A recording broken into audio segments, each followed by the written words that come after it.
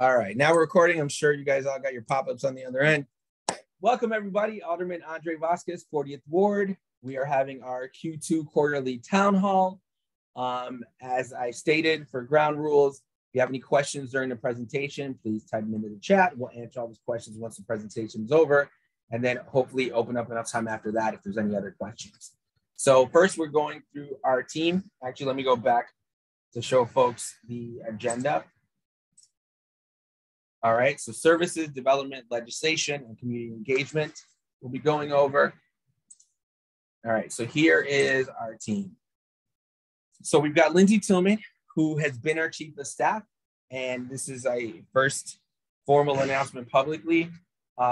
This week will be her final week as chief of staff. She has had a passing in the family when she took the role in the kind of beginning of the year. And she's chosen to spend more time with family because of everything going on there.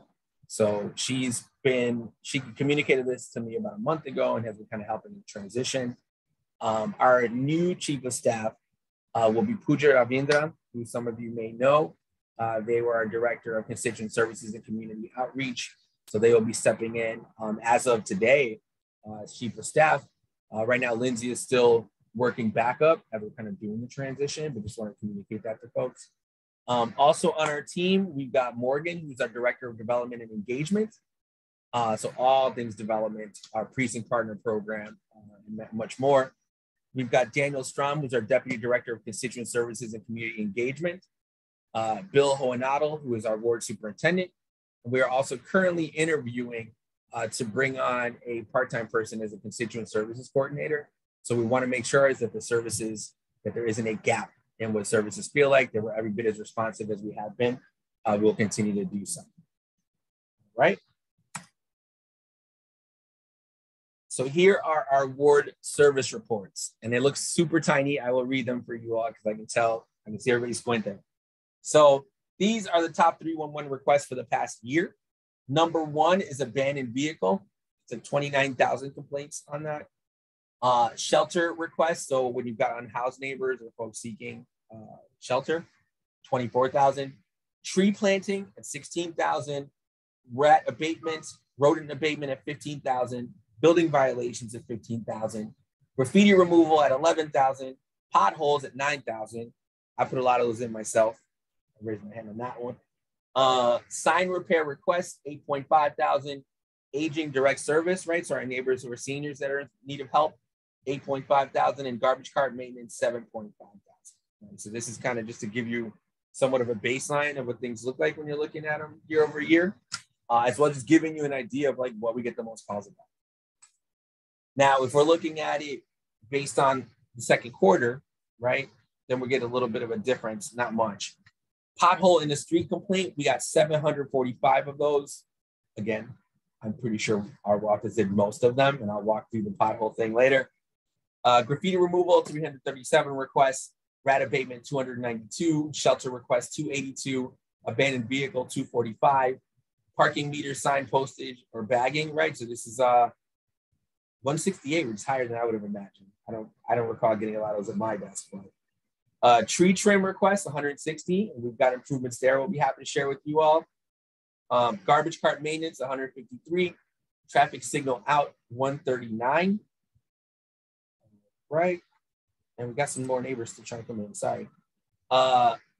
Traffic signal out complaint, 139, as I said. Alley pothole, 136. All right. We've got Morgan is jumping on as well. We've got about 18 more neighbors. So 19. It's going to keep going the whole time. So Morgan, I know you're probably logging in or your audio's coming up. Hey, there you are. If you can do me a favor and just let everybody in as they're coming in to the participant box, and then I've got the rest here. Is that cool? Sounds good. Awesome. Thank you, Morgan. So 40th Ward service request progress. So not just the quantity of what we get in, but how are we handling the issues?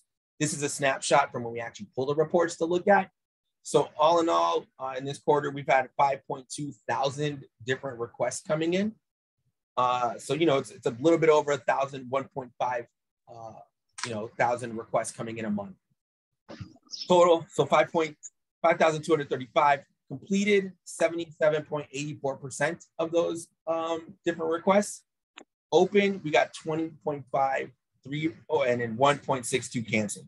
So that leaves you with, what's that, about 3% that are like pending or in different stages, 20% that are open. But again, those are all moving depending on what the different requests are. So we like to at least communicate what that baseline looks like so you can track progress as you're going quarter over quarter. All right. Somebody, I'm muting him right now. Good. All right. Shy 311. By a show of hands or reaction, how many of y'all have the Shy 311 app? Yeah. I know the answer is not enough, but I just want to see who has it. I would recommend that every neighbor that can, you got a cell phone, you use apps, you download the Shy 311 app. It is the best way to track your requests. You can put in requests anonymously. You can upload pictures of the issues that you're talking about. You can do pin drops to show exactly where the issue is. It's very user-friendly, and our office has definitely been working diligently to try to improve 311 as we continue to get neighbors to utilize it. So a couple things that we've been working on since taking office, and I will tell you, it took a lot of time to even get to where we're at now. It took me raising it up, writing legislation, threatening to like move legislation forward without anybody's support just to get it moving. So I'll tell you how it started. It started with me putting in a tree trim request and being told it would take 14 days to complete. And then a year later, getting an email about the same request saying, yep, 14 days. I lost my mind like everyone else would. So I basically started thinking about the whole problem myself. And if you've got a system, 311, where you can submit a request, it keeps a ticket, it closes a ticket, you can track the amount of time it takes from opening to closing a ticket, coming up with an average amount of time that it takes to do that, and actually giving neighbors a realistic expectation on when things get done. So that was the beginning of the conversation. Is if you've got software, and Shy 311 uses Salesforce, which is like industry standard, that's very doable. That's programs, it's algorithm, right? So we worked on that, and it isn't until maybe the last couple of months that we actually got traction. It took 2 years to get in front of the person from Salesforce. And when I explained what the issue was, it took that person about, before the call was over, to be like, yeah, I could do that. It's just like programming, no problem. And so we've continued to keep pushing on that. What we're also working on is the way the city would normally do it when they figured out the 14 days is they'd ask the departments to give them the amount of time it takes to complete request. Now, if you ask anybody what time it takes to complete a request, they're going to give you their best possible scenario, right? So a lot of the pushback in trying to change it to average is, hey, you're going to make the departments look bad. To which I responded, some of the departments already look bad because they're not delivering on time. It is much better to be very sincere and straight up about how long something takes, because you don't want to hold somebody to an unfair standard. You want them to continue improving. And if anything, it makes the case that your department might need more resources to accomplish a goal, right? So we were able to make that case to get that moving forward. So it's there. We're going to the average median times in the next number of months, because it takes that long to change. You'll see that on your 311 request. You're going to get realistic expectations, average amount of time. And if it's taking longer than the average, it'll direct you to reach out to the ward office so we can escalate. That way it's a more efficient process. We've also, what I just described to you as a response is also something we had to fight to improve. So we had to go through about 60 different requests and then rewrite the responses neighbors get back to better set expectations. And the thing that we're working on next is work orders. So I'll give you an example. You submit a request for what you think is a pothole that you want to see get fixed. The streets and sanitation comes and checks it out. They go, oh, this isn't a pothole, it's a sinkhole. It's actually deeper than a pothole is. So the Department of Water Management is actually in charge of doing it. Now, you as a neighbor would just see closed, because once they transferred it over to a different department, technically it's closed as a ticket. What we want to do is explain what the process is. So if it goes to a different department, you understand that it's at a different department, and you don't feel like somebody closed a ticket that's not completed or not fixed yet, right? So we're working on step by step improving that process because your tax dollars pay for this service. You submit the request. It makes a lot of sense for you to get the information as it truly is, because I think then you'd have better expectations and you'd understand what the city's getting done for. So we're going to continue working on that. But as I stated, for you to get your best bang for your buck, download the Shy 311 app. You can also submit requests on the website. You can also just call 311. But in order for you to get the SR or the service request number, that way you've got it on your app, you can go back to it. You can escalate it to our office. Download the Shy 311 app. It would be the most helpful. All right. Public safety. All right. So I think you all know, some of you may not, like we work with all the different public safety stakeholders in the 40th Ward because we understand that you got to address this thing holistically. So we work with police department. We work with violence prevention teams. We work with crisis management teams. We work with Moms Demand Action. We work with Swedish Hospital.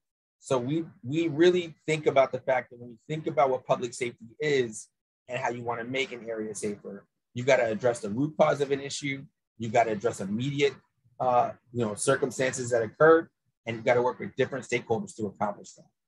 So this is a picture of a meeting we had with neighbors at Ravenswood Manor following what was a shooting incident on Wilson and Francisco. So there are times where we have to all meet as neighbors and have the conversation and walk through what best practices are and what we're doing to address them, and we will continue to do so. So now we want to talk through stats, right? So this right here is a tracker that shows your violent crime victimizations across town. All right. Do you guys see this blue dot? Or is that just me? Thumbs up? Okay, cool. So, you've got this part of town that's represented here in this column. So this is like the safest part of town in comparison. And here's the ones where it's a lot more likely that something violent could occur in the area. 40th Ward is like top 5, top 3 typically when it comes to safety. Now, that being said, any criminal activity is unwanted and unacceptable. So I don't want to make the case of like, hey, look, what about them? That's not what we're trying to make the case here.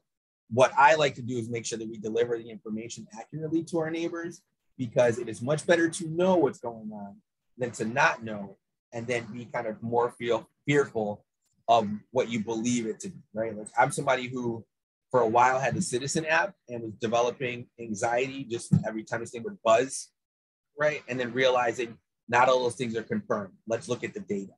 So that's what we're looking at. So out of 10,000 people, right, to kind of break it down by numbers, victimizations per those 10,000 people will be 16.6 people out of 10,000, right? Now, in comparison, let's show you what it looks like on the other end. So you're looking at 41,000, so close to 42 people per every 10,000 that end up becoming victims of violent crime in other parts of town. Again, no activity is acceptable, right? But I always want to make sure that people have a realistic understanding of where we are as well as what we're doing. All right. Also, as part of what we're doing, part of the menu budget, we had a people's budget every year where you get $1.5 million from the city to be able to put towards projects, investments, and repairs. This past cycle, what we did is we picked 6 locations to put license plate reader cameras. So I will say this, cameras are not a deterrent to any activity. As much as we would like to think it is, they're not. Activity occurs, right? The reason why we're putting license plate reader cameras up in arterial locations are to capture information that could be used as evidence in investigations when activity does occur. Because what we've seen in the 40th Ward is activity doesn't stem from the neighborhoods here, it goes through the ward. So somebody's going to take a catalytic converter or a vehicle, they're then going to try to get out of the ward and head to Lakeshore Drive, the highway, or Western, right? So when talking to the different police districts and getting ideas of where ideally this can be helpful, we came up with these 6, right? So Devon Ridge, Peterson Clark, Peterson Damon, Foster Damon, Lawrence Western, Lawrence Kedzie as really juncture points of where we see commutes occurring. And so that's something else we've done for our public safety here in the group, all right?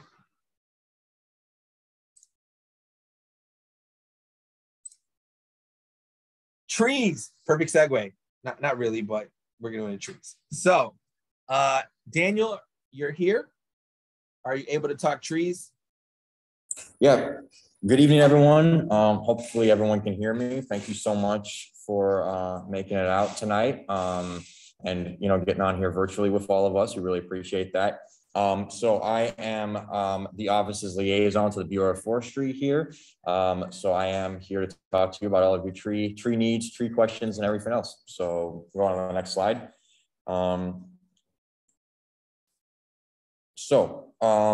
Over the past 2 weeks, not last week, but the week before, and then the week before that, we were working on a area trim blitz in the 40th Ward. So the Bureau of Forestry was going to work on clearing out all of the different open requests that had been filed. Now, unfortunately, they did not get to all of them, but they did make a huge dent. They were going through ones that were all the way back from 2021 and working on trying to get the 2022 ones as well. And they've committed to us that they will be back in the ward to finish off any tree trim requests that they did not complete, which again will include ones from 2021 as well as ones from 2022. But they have to be in the 311 system. So if you want a tree trimmed, you have to file a 301 for it. You can do that yourself, or if you want, you can always call or email our office, and we're more than happy to do that for you. This is a direct result of the alderman's work in order to ensure that the Bureau of Forestry had more funding, had more staffing, and that they moved towards a way of, instead of darting across all over different wards, all across the city, instead they're focusing on different areas so they can really clear out more. Then when it comes to planting, due to stormier weather during this spring, they did start later than usual. So they had aimed to start around after Arbor Day, but had to start later than that. So now have a goal of finishing off those tree plantings by October. And at the end of October, they're hoping that they will have those trees planted. And they're encouraging everyone, file 301s. If you want trees planted, they're trying to plant as many as they can. So yeah, that's the word on forestry now. So we'll be talking about Shy 311 app literally throughout this whole thing. This presentation is a commercial for the Shy 311 app. Download the thing, submit the request. That way we know what to work on. Thank you all so much. Next up, potholes. Woo! Love it. Sorry, I never got this hype about potholes in my life. Now you get to watch.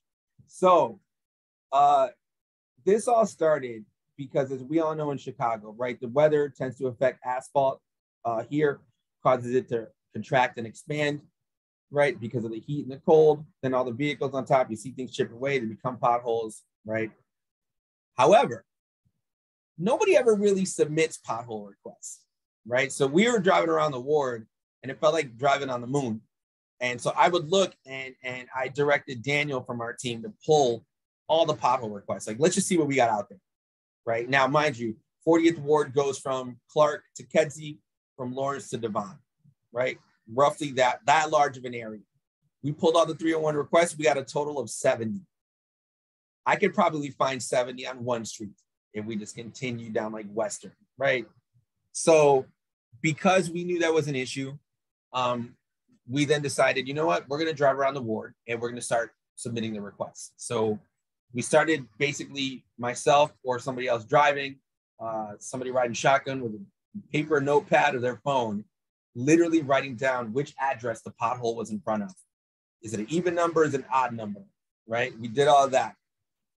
Then as we were doing that, I ran into the teams that actually do the pothole fills. So you've got teams that do either hot mix or cold patch. Cold patch in the winter, hot mix when it's warm. I talked to the manager, the foreman who was there, and I was like, hey, how do you guys get your requests? How do you all figure that out? And he goes, yeah, I just have a list of these requests.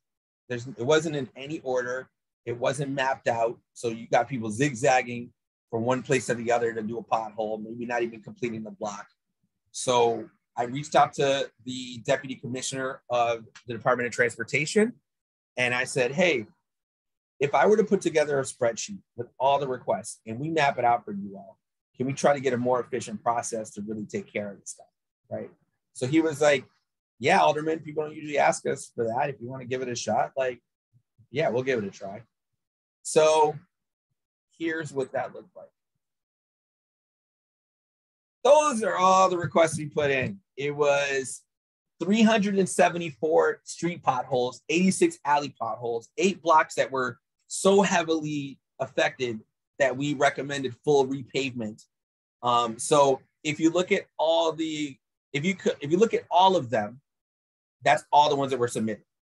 We then did a second survey in June. So first we did it in May. We went back in June and circled it all around. We looked at the requests. All the ones that are green were ones that were filled in from that first round to the second round.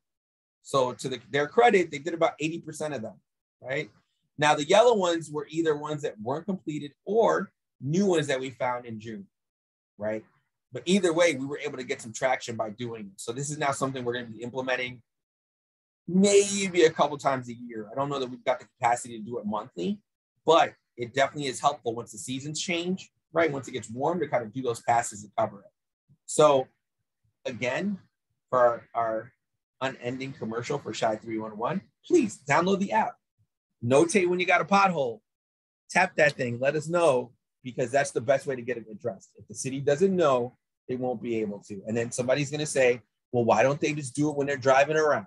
If they did that, they wouldn't be able to fill the potholes because they'd be stuck on block by block just tracking it, right? So this is where we all kind of work together to get that done. And that is my speech on potholes. Never thought I'd have one, but there it is. All right, now we're going into development, y'all. So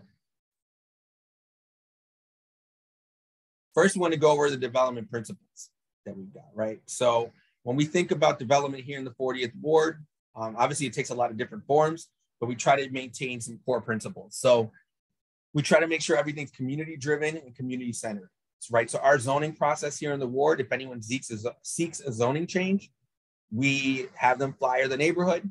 We do a community meeting. We get the neighbors' feedback, and that largely influences where I land on a decision, right?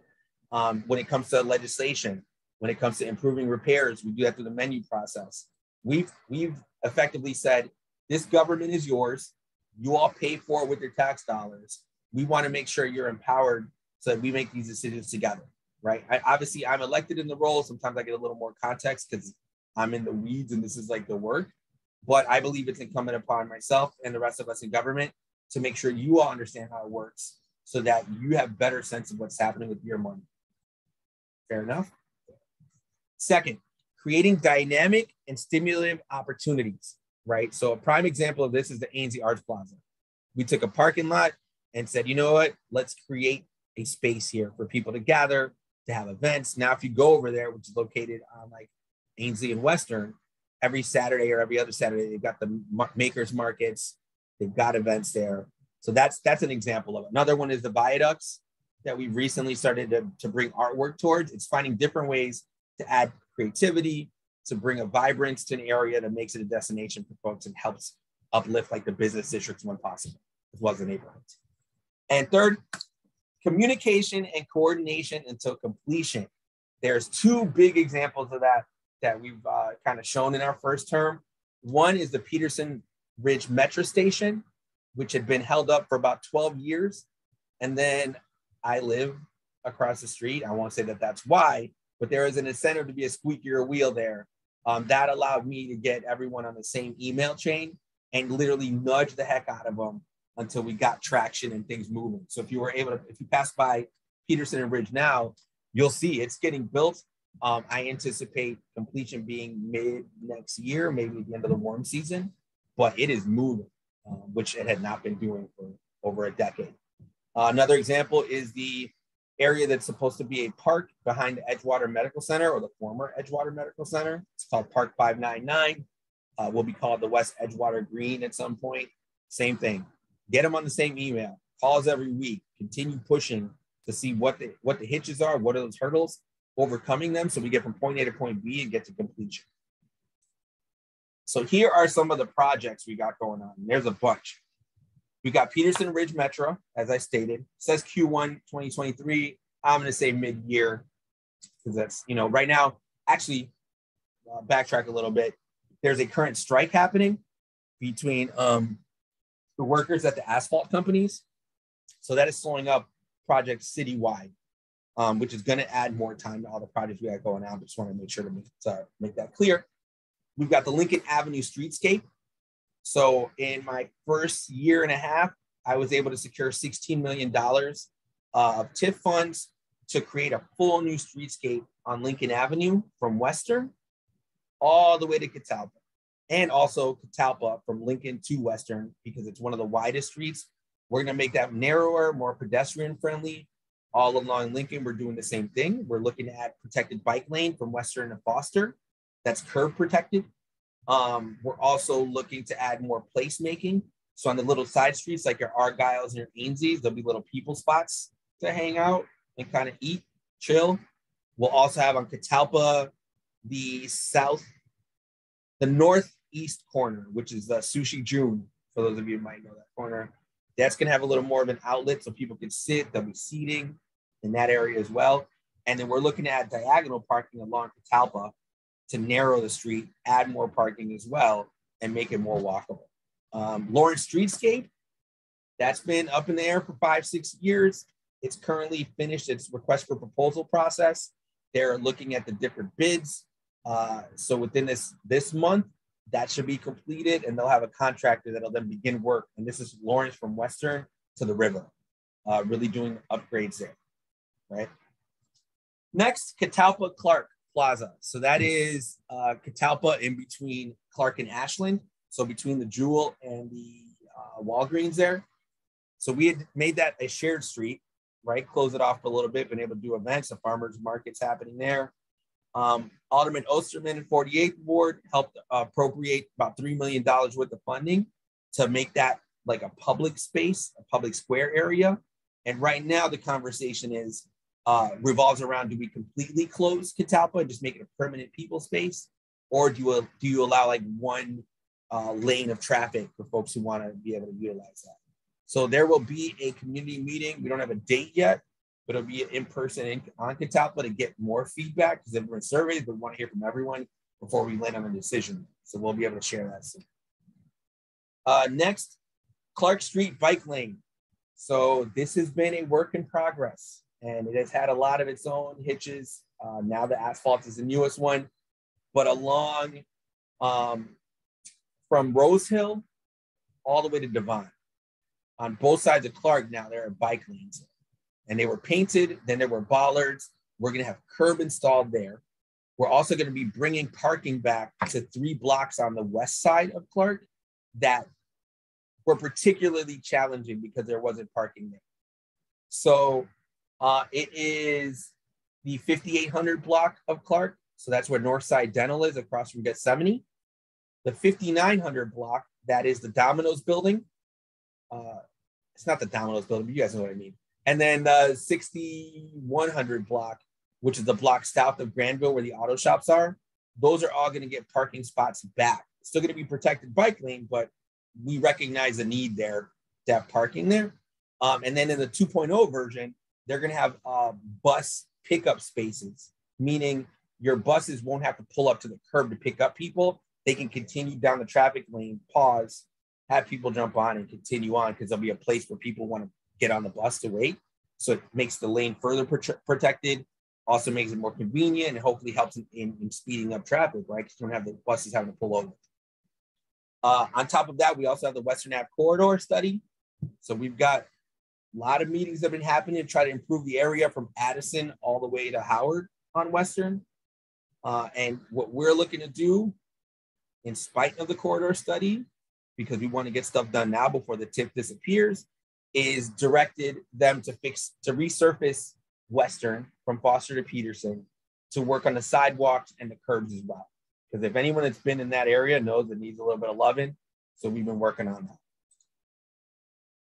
Here is a mock-up of the Ainslie Arts Plaza next version. So right now it's been kind of murals and like seating area. This is full on paving. Right here, if you look, these are where tents would be for a space. You've got seating area. It would have its own stage. We're looking at power here as well, and even have a seating area kind of before you get to the plaza. So this whole area, if you were to look from Lawrence heading north, would kind of be somewhat of an entrance into the rest of Lincoln Avenue North, which we're looking to make an arts district. So this is the fanciest area you've ever seen in front of a McDonald's, is what that is. And I'll tell you, McDonald's didn't want any of it. We had to actually fight to get this done. They did not recognize that it's a benefit to have this space.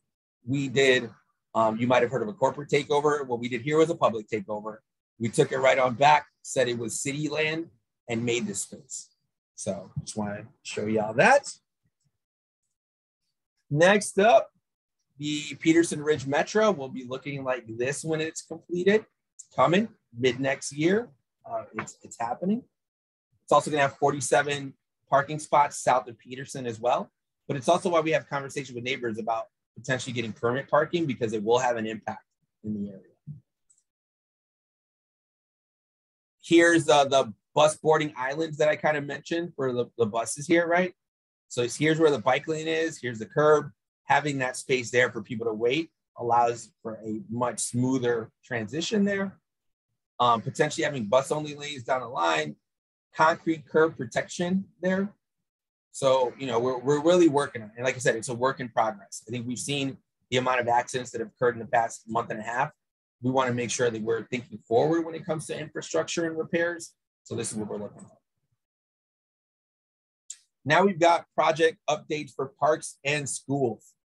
So Amundsen, there's a current conversation about potentially adding an annex, because it is the second most overcrowded school in the north side of Chicago at 153% capacity. So we're looking at improvements there. Mather High School is getting $1.3 million to upgrade their fire alarm system. Northside College Prep is getting $5.8 million tip for an improved turf field because they didn't have one. They had a fence and dirt. So that's getting fixed. Budlong Elementary is getting a TIF to be able to improve their new turf track, as well as the parking lot. And they've been asking for that for years, so that's getting fixed. And Passages Elementary, those of you that are by Bryn Mawr and Ashland might know that when the kids are being picked up or dropped off, Bryn Mawr gets congested, vehicles aren't able to pass. It was a whole big issue where we were looking at maybe removing parking on Gregory just to create kind of like a lane. I was able to find $300,000 worth of county funds that we hadn't used in prior years. And with those funds, we're actually going to create a pickup drop-off lane. So if you live in that area, you might know in front of Passages, it's like a little space where 2-3 cars can park. We're going to expand that to the whole block so vehicles can come, drop their kids off, keep going without congesting the road. That'll be happening as well. And so that means we're not removing parking from the folks on Gregory. More parks. Doing a lot of stuff here, if you guys get the gist. So Winnemac Park, what we're looking to do, and right now it's still going through the process. Park District is actually submitting their proposal. It would be adding an infield turf to the large baseball diamond, because we've seen how the weather's affected that area and have heard from the coaches, from school, from parents. So they're also improving the drainage in that area. On top of that, there have been conversations for a number of years now about a dog-friendly area. There was a group that did surveys, did meetings. So in talking to the folks that don't want any dog-friendly area and those that do, what we ended up landing on a potential compromise is converting one of the tennis courts at Winnemac Park into the dog-friendly area. So looking at the eastern tennis court would be the one to be focused on, the one closest to the stadium. And then the western one would remain a tennis court, the one closest to the neighbors on Levitt. But we would also like renovate that tennis court, being the only one in that scenario. So we would make it nicer, expand on it, add pickleball striping, because pickleball is the wave. I didn't know, but apparently it is. So we're going to add it everywhere. So that's Winnemac Park. West Edgewater Park, which is Park 599, the one behind Edgewater Medical Center. We're almost at the stage of getting the contracts completed so the developer can hand it off to the city. Then the city hands it off to the park. Then the park can actually get to building this thing. It's taken a lot of time, but we're getting close to at least finalizing the first agreement. Once you get from the developer to the city, it gets a little bit easier, right? Because the city and the park district work together often. So we're getting there. Emerson Park is going to get a $100,000 investment in adding an exercise equipment area. We're also looking to fix the blacktop on all the basketball courts at Gross, Emerson, Greenbrier. Oh, and I'm forgetting. There's 4 parts. We'll get the fourth one sent out over. We're working on fixing all the black top courts on there. We're also looking to add the pickle striping on the tennis court at Winnemac, as well as Greenbrier. Berwyn bike lane, we'll be adding a counterflow bike lane from the river all the way to Western, then from Western to Damon, hopefully to Ashland even. And then looking to see if we can add a traffic stoplight on Ashland and Berwyn. The goal being to have a east-west channel that takes you from the river all the way to the lake. So we're working on that. That's the first part as far as from the river to Western. That's already been approved and we'll be moving forward. I mentioned the parks and then the viaduct visuals. So at Foster by the river, they've added new artwork there. Ravenswood, Bryn Mawr, Ravenswood, Peterson, Ravenswood Ridge, Granville, Thome, and Devon.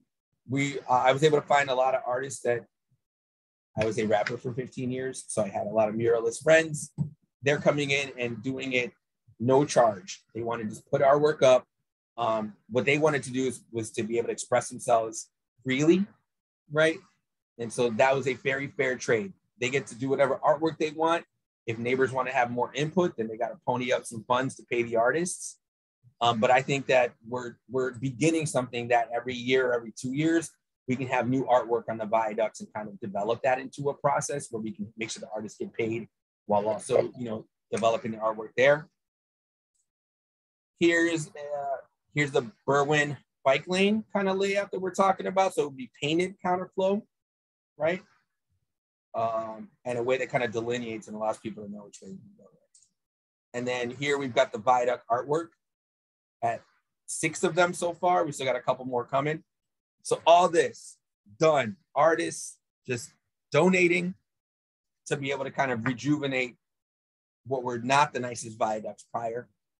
So what I'm looking to do potentially is put up a plaque at each one that will let people know the name of the artist in case you want to see more of their work. And then again, maybe year over year, we do a rotation of like who the different artists are. And if we're lucky and can find sponsorship and raise funds, we can then say, you know what, the neighbors can decide which ones make it. And then those folks get paid for doing the artwork. But I think this is a good catalyst to kind of get that started. All right. Okay. Lawrence Western. Lawrence Western. This is the Fifth Third Bank, as well as the parking lot next to it. So right now, nothing's been approved, but I want to give you an update as to where things currently are. If you look at this building right here, this proposal, that corner that you're looking at this is Gunnison going this way, and then Western cutting across this way. All right. So Gunnison is the street right before you get to the McDonald's. So that parking lot side, this is a proposal that's being presented by an affordable housing developer. We're talking 82 units, 100% affordable as a potential site. You're never going to see that kind of proposal ever again in the area. And we know how important affordability is, but I want to walk through everything that's been discussed. So some of you all may remember this. This is about 1.5 years ago, maybe even longer now, that we were approached by a developer who said they had a national grocer tenant that they were looking at that Fifth Third Bank site to be able to develop. We asked them who it was. They wouldn't tell us because there was a non-disclosure agreement. That led to myself and Alderman Martin in the 47th Ward to put together a visioning meeting to ask neighbors what they'd want to see on that site and get their feedback in advance of anything happening. And we went public about the fact that somebody came to make a proposal. That survey had about 1,200 neighbors fill it out. And the main concerns they had was the impact the grocer would have on the independent businesses in the area, pedestrianization on that corner, traffic on that corner, affordable housing, not in that order. Affordable housing was actually at the top. But those are the 4 big main concerns. So we kept saying that was a concern. The developer at that time would not respond. They kind of were like frozen. So then I submitted a downzone ordinance to downzone that corner and make it so you have to get a zoning change, because what we wanted them to do is a plan development, right? That way the neighbors all find out what's going on. We wrap our heads around it, see if it's something that can move forward.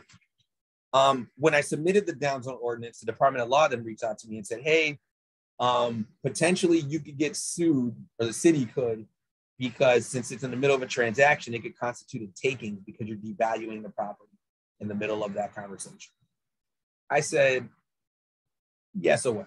I didn't say so what. I just kind of was like, had in the back pocket is like, you know what? based on the situation, I think it's something we should explore. The fact that we were pretty serious about that is what led the developer to come back and have the conversation and say, you know what? Or I had it with them. I said, look, our neighbors are not the happiest because we think it's going to be an Amazon. Our neighbors don't really want to see that. But if you're going to have anything move forward, the pluses have to outweigh the minuses. And the pluses would be supporting the independent businesses in the area, pedestrianization, traffic, and affordability. Any of those things could help really move things forward. To their credit, they came back to us and they had improved the pedestrianization. So I'll kind of go back and show you on that. So they were looking at kind of similarly to what you see up here, is like more sidewalk space for people to be able to move as opposed to being right up to the lot line. When we talked about traffic, they got to the point where between them and the Department of Transportation, there was a proposal for adding a stoplight on Artesian in Lawrence. So when they're coming to drop off things, they'd be able to have a clearer way to do so in a way that addresses some of the traffic there. They then talked about affordability. And as I stated, they own both plots of land. We said it should be a planned development. They said, well, this isn't one plot of land, it's two, so it doesn't have to be a planned development. I said, you all need to make it an elective development, meaning you as the developer have initiated and want it to be a planned development. They said they would do that. They talked about the pedestrianization. They talked about the traffic. And then they showed us that the land, that's the parking lot next to the Fifth Third Bank, they would give that land to an affordable housing developer so they could work on something, with the city to do affordability. And I say that because any affordable housing is subsidized through TIF or other funding. It's a separate developer, separate pot of land. But what they're proposing is 82 units, 100% affordable, 1 studios all the way to 3 bedrooms, and having live workspace on the ground, having art studios for people that could live there. So really kind of working on that. And then the last component was the local business support. So something that I talked to them about was finding a way for your local businesses to have shelf space with whatever the grocer would be. That way they have an extra distribution point. If you're an independent business, you get some ancillary income coming in. So right now where we're at in the process, and let me see if I've got this on the slide, I don't.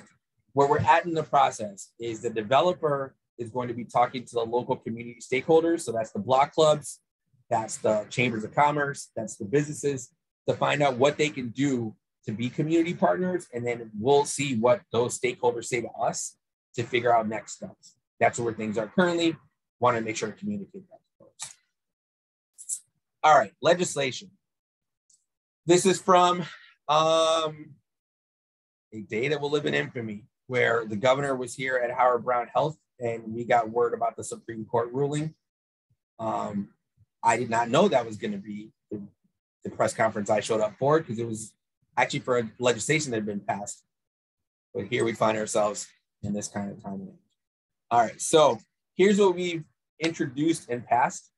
So this picture is myself with some of the workers at the Starbucks at Clark and Ridge, which is now one of the first Starbucks to be unionized in a major city in the country, here in the 40th Ward. So pretty excited about that, especially because we submitted a resolution prior to it happening and it occurred. Doesn't always happen that way, but I'll take it. We also called for hearings on the budget cuts that CPS is proposing. We also moved legislation regarding death benefits to surviving spouses of first responders who die by suicide, understanding that spouses and families should get the benefits in those scenarios. We called for a hearing on the condition of viaducts and bridges in the city of Chicago. So you also see that they improve or are improving the Peterson Viaduct and Bridge. Submitted a resolution recognizing Gerber Library and Archives for 40 years of being an LGBTQ library and like really a landmark in the Midwest, in the country. We also called for a public hearing on ghost trains and buses. These are when it says it's coming in 15 minutes and it doesn't show up for a half hour or longer. We want to find out what's going on. And also, currently, you might have seen, are working on like legislation so that we can have vehicles that are blocking bike lanes be towed immediately by the Department of Finance. So we're working on that and more. Here's more. So we're working on affordable housing. There's the transit-oriented development legislation that's currently working its way through the council. There's a civilian oversight board, which I helped negotiate and pass, and now we're trying to make sure that it's being fully implemented. Modernizing 311, as I mentioned before. There's a gender identity ordinance. So we passed this in, I believe, my second year in office to make sure that city employees could identify however they would want as far as gender identity. What we're working on now is to fully develop that, because there are instances where, well, what we did initially was say that people would not be required to have to divulge their gender identity unless they wanted to. What we've seen now is there are instances where we want to have that tracking to make sure we're inclusive, that there is diversity, that we're moving forward on those tracks.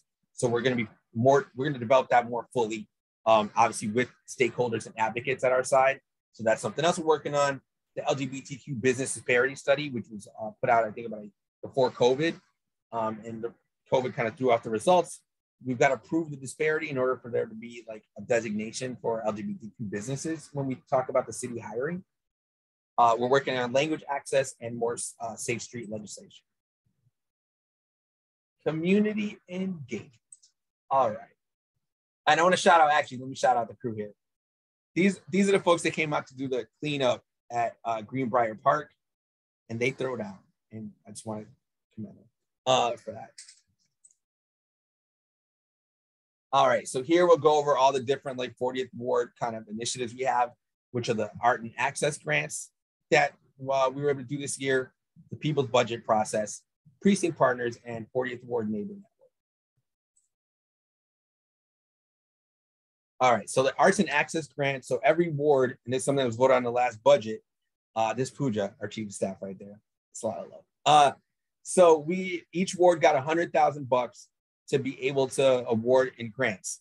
What we did in 40 is we took 80,000 of those to increase access to government for different populations in the ward, and 20,000 towards art initiatives for the Lincoln Avenue North Arts District to further frame it as an arts district. So we had 6 award grantees, and I'll go over them right now.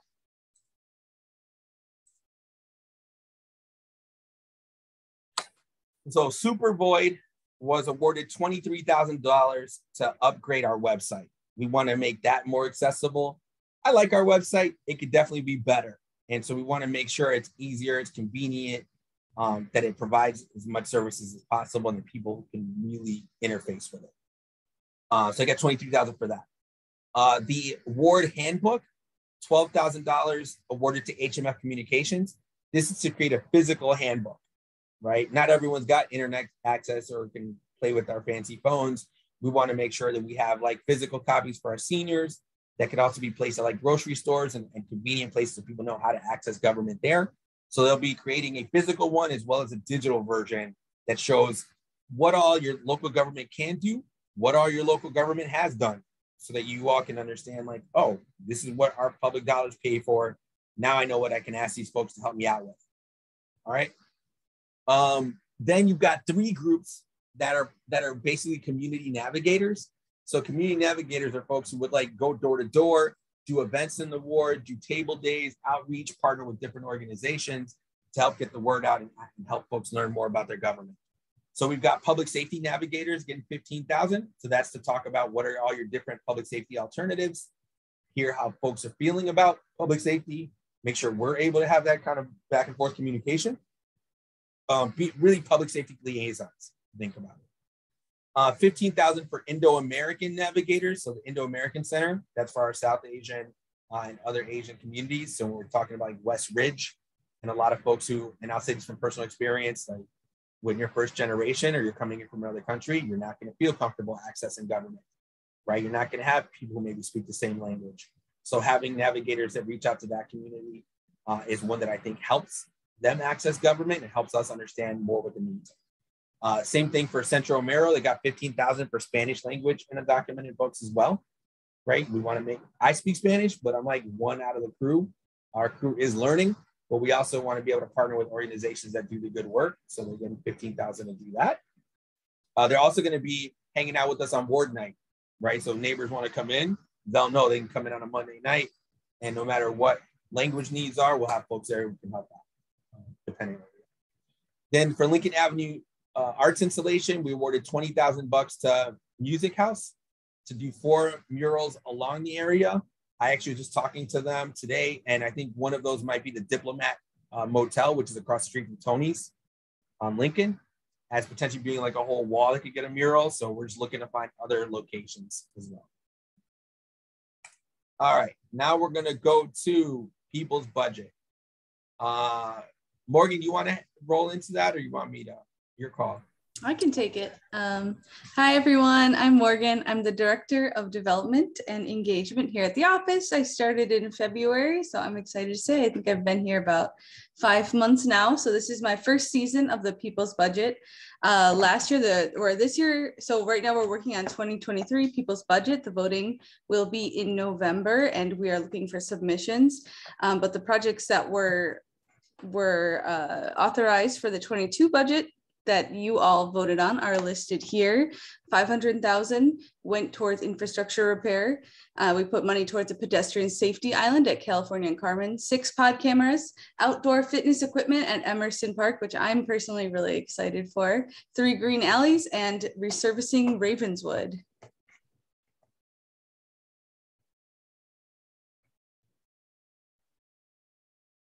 The rest of our menu funding went to all of the projects you can see here on the map. The blue lines are streets that will be resurfaced.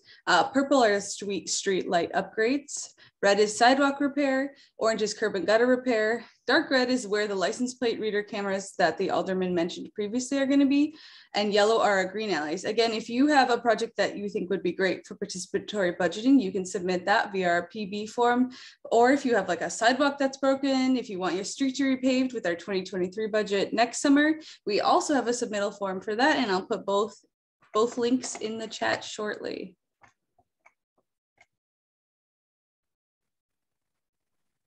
And then here is a long list of everything we're funding with our $1.5 million of infrastructure funding. I know you guys are looking for your corners and where you all live at to see if you're getting some of that money. Please feel free to take a look, screenshot if you need.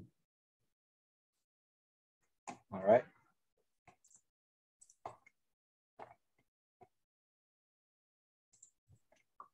And then up next, we have Precinct Partners Board. This is also me. What Precinct Partners basically is a group of dedicated volunteers. We've started taking it into a new direction.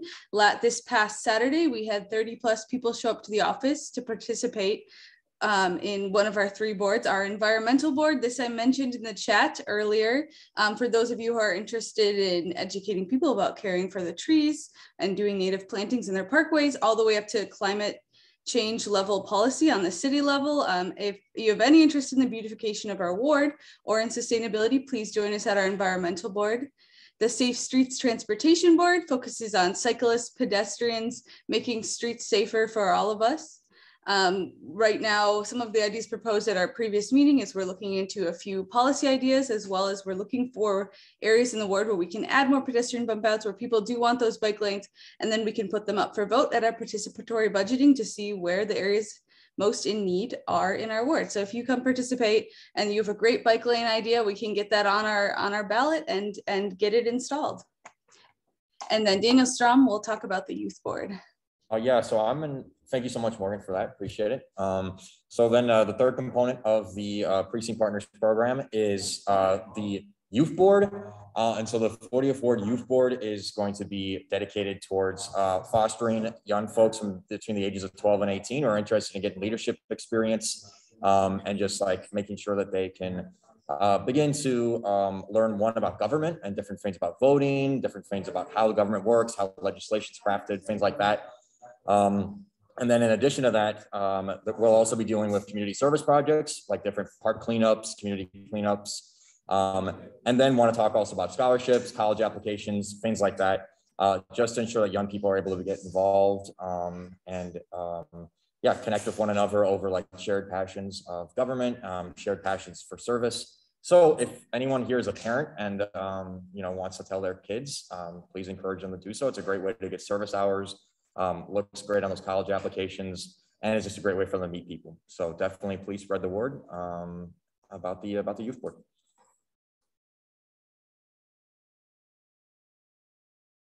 Want to talk to permit parking as well? Yeah, let's do permit parking too then. Yeah. So in addition to running parks, schools, trees, young folks, all that in the ward, also help with parking. And so Neighbor Network Initiative, permit parking and speed humps. We had a petition training about 2 weeks ago where we talked about permit parking in response to the Peterson Ridge Metro Station. For those of you who live in that area, you all know it's coming. I know a lot of people have concerns, rightfully so, about the parking situation that will arise there. And so we had communications with folks who are members of WARE to talk through ways to get permit parking in that area. In addition to that, we've talked about speed humps. It's part of that Safe Streets initiative. Due to, of course, for a wide variety of recent events, it's even more important that we're stressing the importance of safe traffic safety and safe streets. So those are things we've been working on. We have shared that presentation through our newsletter. And if you have any particular interests in that, in terms of establishing residential permit parking or getting speed hump petitions, please email us because we're more than happy to help walk you through that process and give you the information that we have. Thank you, Daniel. Also through part of our neighbor network, which is our volunteer neighbor program, we've had the outdoor office. So we did this on Catalpa in between Ashland and Clark, where we set up a table and acted as if the office was outdoors. So we were able to have people come up with their issues, answer any questions. It really worked well. We should potentially be doing one or a couple more during the warm season. We'll get the word out when we do. And if you want to volunteer, email us at info@40thward.org and we'll plug you in. There's always something to do. All right. Upcoming events. So Ward Night is back. So we have in-person Ward Night from 5 to 7. Neighbors that want to come bring issues, please feel free to come to our office. I'm here to make sure that I talk to all the neighbors that are here. Today is a little different because we're doing, the virtual town hall, but between 5 and 6, we were still out here Ward Nighting it up. There will be a shredding event coming up. Tentative date is Saturday, August 27th from 10 to 1 at 5333 Northwestern, because what we've learned is that every year we do one and people go, wait, when did we do one? We want to do another one. So now we're going to do another one a year. And we'll be partnering with some of the other elected officials in the area so they can all help foot the bill. So after that, we've also got the precinct partner events. So there'll be another Safe Streets board meeting, environmental board, youth board on Saturday, August 13th from 10 a.m. to 1. So if you're interested in any of them, please feel free to fill out the forms that are on chat potentially, or email us and let us know. We'll be plugging you in there as well. All right, here's all the park cleanups that are coming up. Winnemac Park, July 30th. I can't see the rest because of the closed captioning on my end. Okay, Emerson Park, August 6th. Schreiber Park, September 3rd, 10 to 12. I would recommend, if you're coming, bring one of those like litter picker-upper things because it'll be a lot better for your lower back. Bring your own, because the dollar store ones don't last. All right. Okay, so that is the presentation. Now, if one of our lovely staff members can go through the chat to ask the questions, I can answer them. For sure. So there were a couple that I was able to get to, but a couple that I've missed. So let me start going through the ones that we've missed, and then. Yeah, I just want to go from the top down. Happy to do it. Oh, gotcha. Yeah, top down, right? All right, yeah. Let me start there then. Great. Okay, so somebody wanted an update on ETOD legislation, transit-oriented development legislation. So currently, it's still being worked through the council. There's actually going through some changes. Initially, there was one that would allow for any place that was a half mile away from either train station or like any bus station that had buses coming more than 15 minutes. It would allow them to go up to 3 flats, not just single family housing next to the area. That was pretty contentious amongst the council. So I believe it is being removed from the ETOD ordinance. So there's gonna be a lot more focus on like pedestrian improvements and parking easements for different developments. So that is where that currently is. It should be coming before committee this month and then coming up for a vote this month, ideally, but I don't know where it's currently at. As to whether I'm supportive or not, currently, yeah, but I'm trying to see what it all kind of shakes out. Like, to be honest with you, when it was doing the 3 flats, I had concerns that affordability wasn't mandated, because then you end up with your 3 flat luxury condos, which if anything has more vehicles rather than less. So we need to figure out. Okay, That is there we go. I gotcha. So that's that one. Next question, Daniel. All right, next question was asking if you could provide an update or input on Berwyn and Ashland traffic calming, and if it's connected to the Catalpa Clark project. It is. So currently Catalpa, there's a traffic study being done to identify whether a Berwyn Ashland traffic light would be supported. We're waiting on the results of that study, but I'm heavily trying to push them to say we need one, whether it's because of Catalpa or whether it's because the Berwyn bike lane is trying to get established or just for safety purposes on Berwyn, Ashland, and Ashland in general. So that's what we're looking at to move. Great. Somebody was wondering how high the curb is going to be on the Clark Street protected bike lanes. That I don't know yet. I've been trying to follow up with the Department of Transportation to find out, right? Because I'm concerned that like your larger vehicles won't even see it and kind of spill over. So that's a problem that I want to make sure we don't have. All right. And somebody was wondering if the Amundsen Annex is going to enter into Winnemac Park and take up any Winnemac Park land. Well, right now we have no idea. I mean, this is something that we're still bringing up to the school board to kind of get any approval. So there's no design, there's nothing. Right now it's like it's a glimmer in the eye of some folks. It's not fleshed out to the point that we could show. Like it's not even a sure thing. Yeah. And then somebody was wondering, what's the status of development across from the Brown line on Western and Leland?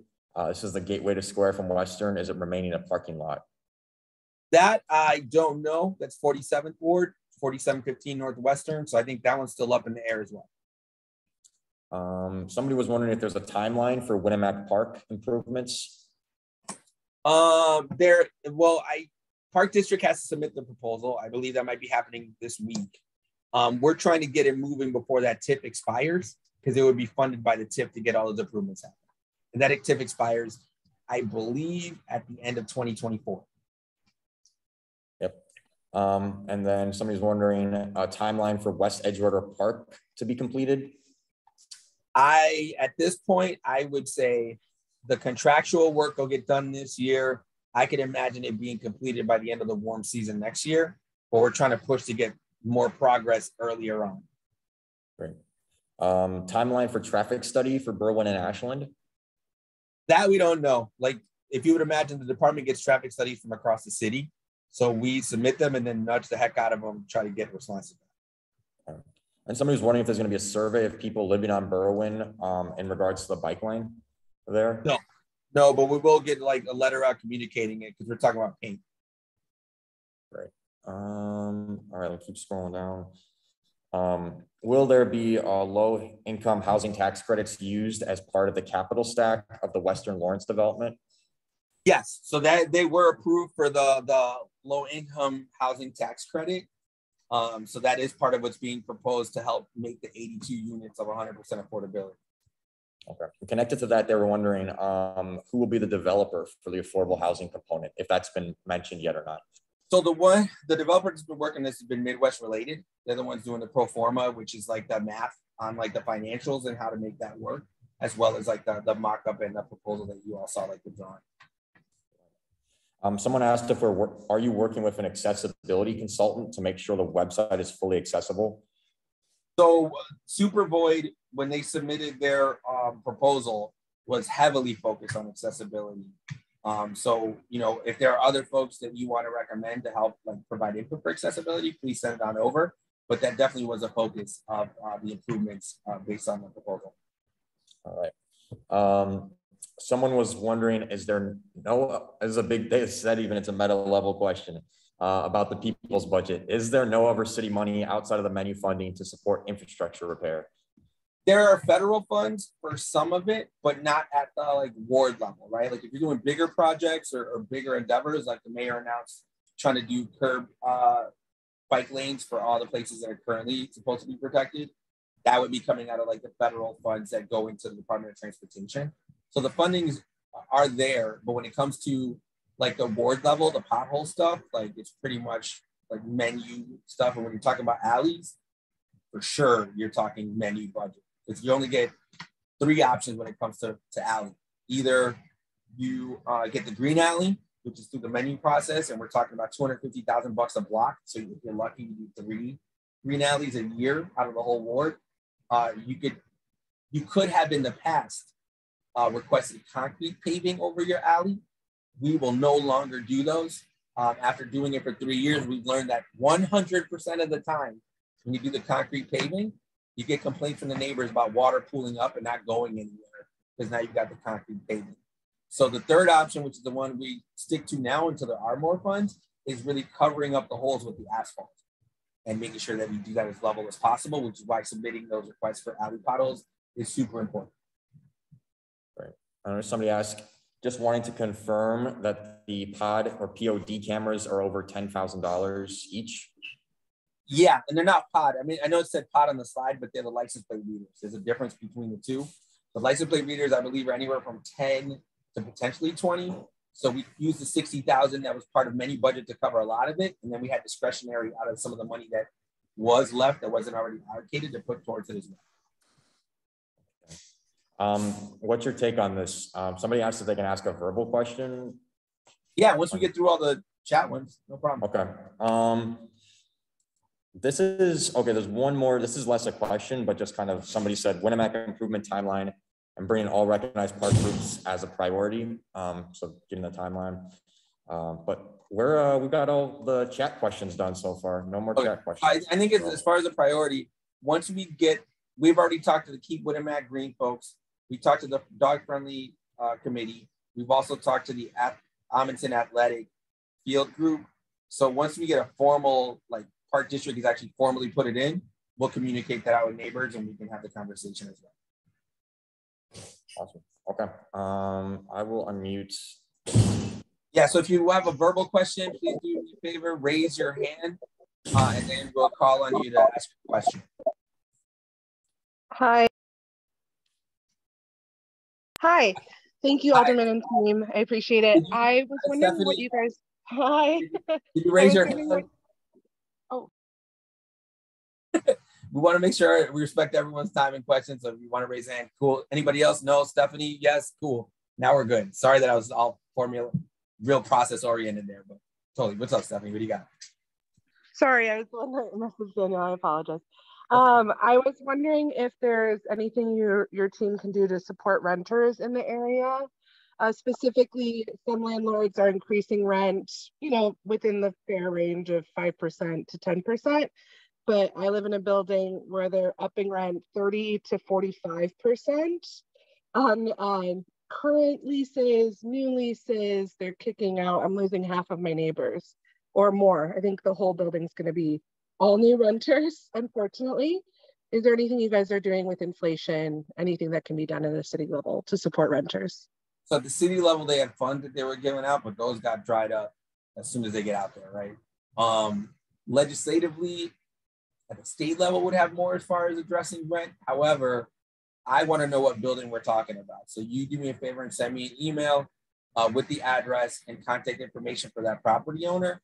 So that way we can kind of have the conversation because I'm gonna bite my tongue and not say what I want to say based on the increase that you're talking about and the effect that has on people living there.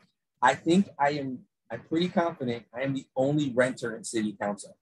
So it is very crucial to me to figure out what we can do to help. So do me a favor and email me directly at andre@40thward.org. Okay. Thank you. Yeah, thank you for bringing it up. Anybody else got questions? Hey, Margaret. Hey there. I just wanted to ask again if you could just confirm. I know you've talked to all of the Amundsen and Winamac Park groups that you mentioned. I think there's a couple more, but when we're going to all be together and what, and then I'm sure this will then be also about the budget and the detailed line items of those, but more importantly, just bringing those groups together who seem to be more interested in that than ever. If you can talk about that a little bit. Yeah, once we get something formal, we'll be happy to schedule something. That was more then. Okay. Yeah. Thanks. Yeah. Yeah, so that's literally it. Like, I think right now we're just waiting for Park District to kind of do their part of the process. Once they communicate to us that is, and we can like, we'll be emailing like the Amundsen group, we'll email all the other folks as well. I was talking more about actually having them together before that, since that's what we're kind of all in different ways hearing, that we're not being brought together. So just, I know I won't get down to the finite on this meeting, but Sure. maybe before that comes out, that would probably be best. But thanks, Alderman. Yeah, no, we're because they're talking about doing it potentially this week. Trying to do it before then would be challenging, as well as I wouldn't have anything to report out. But once we get the information from them, then we'll be able to convene. Next, any other questions? Nothing in the chat. I just saw a hand up. Mara just got a hand up. Yeah, is everyone back in the office? Like everyone? Not everyone. I'm in the office currently. Daniel is, Pooja is, Morgan's at the crib. But as far as like long-term COVID related, for example, Lindsay's working virtual. Everyone else is back in the office. Oh, I did just get one chat question. Somebody asked, please speak to police accountability. Sure. I mean, that's part of what that civilian oversight board is about, right? So what we did, this feels like a year ago, probably was a year ago now, is we worked together with different stakeholders to pass what is the nation's most progressive civilian oversight board legislation.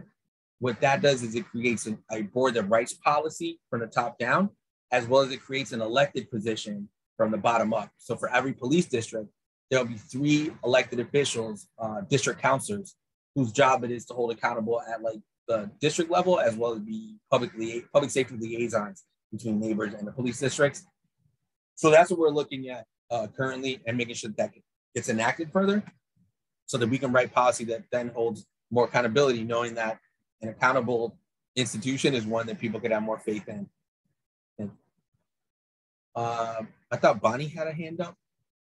I don't know if that's still the case. Sorry, I lowered it because I just wanted to call attention to the police accountability comment in the chat. That's it. Oh, got it. Thank you for that. Yeah, so we got that going on. I mean, if there's other concerns that neighbors have specifically, reach out to our office. Happy to escalate and see if we can do that too. Any other questions? And then Margaret, is your hand still up from, oh, sorry, Tony Fitzgerald. Hello, how you doing? Hey, doing all right. How you doing? It's good to hear. Hey, you are doing a lot of good things in the community. I just want you to know that. But one of my concerns was, and I have to say this because I even went to your office to talk about some of the potholes that was in my community. Mm-hmm. And I live off of Farragut and Western. And going in there one day, I was just talking to him. I sent pictures and everything. And I was telling him how bad shape it is in. And it still is in bad shape. One of the things that they did, they came and did some work, but they left half the work undone. And it's like, what is the process to at least expedite if there's an issue like that? Because I want to be able to come to you guys and talk to you. And I don't want anybody telling me, hey, at least they did it, and that's what I was told from your office. Well, at least they did some of it. That's not cool to me. That's not acceptable. And so I just want to make sure that if they come to do the job, that they do it. And if they don't do it, what is the process of reaching back out and making sure that they come back and complete the job? Because there is a big divvy right on Campbell, going from the alleyway straight out to Western, where it's messing up cars. So that's my question. Yeah, do me a favor, email those directly to me. So 2 things. One, I got to see the pictures of what we're talking about. I apologize that anybody from our team said at least they did have. Yes, it's cup half full, but we want to make sure it's completely done, right? So if you could forward that to me along with the pictures. And then, did you ever submit a 311 request? I've never done that, but I have gone to your office to ask questions to follow that. What is the process? But that was early on. That was maybe in the winter. No worries. If you send that over to me, and then what I would do is, you got a cell phone on you? I do. Is it an iPhone or Android, right? It's Apple. Okay, yeah, so iPhone. So I download the Shy 311 app. Okay. Like, I absolutely download that because it's going to be a lot easier to start off with. And then I'm happy to like help as far as like submitting requests if you need help with that. Here's my email. I'm putting it in the chat, andre@40thward.org. If you send me the pictures and then just send me the intersection, what I could do is, depending on my schedule tomorrow, is I could just drive by and check it out myself to see. Sometimes, Okay. something that I've seen, and I'm not saying that's what it is here, they'll put the asphalt and they'll make it worse because the asphalt won't be flat. It'll kind of lump up and make it lumpier. So I just want to see it myself and kind of see what got done and what needs to be. Okay. Okay. All right. Thank you. Thank you. No problem. Thank you for bringing it up. All right. Anybody else? Nothing in the chat. I might get to go home. I might get to maybe have dinner. All right. All right. So going once, going twice. All right. This has been an awesome quarterly town hall. Thank you all so much for attending. Definitely get the word out to your neighbors about it. We're also going to make sure that we grab the video for this and post it up for folks who want to get more information. And thank y'all for being like the best neighbors in the city of Chicago. I can say that because I get to help y'all out. So you all take care. Have a good evening. Get something to eat. Get some rest. Keep your masks up. Get vaccinated. As somebody who just had COVID, I will tell you it's not a jog in the park. So make sure you take care of yourselves. All right. Take care. Thank you, Andre.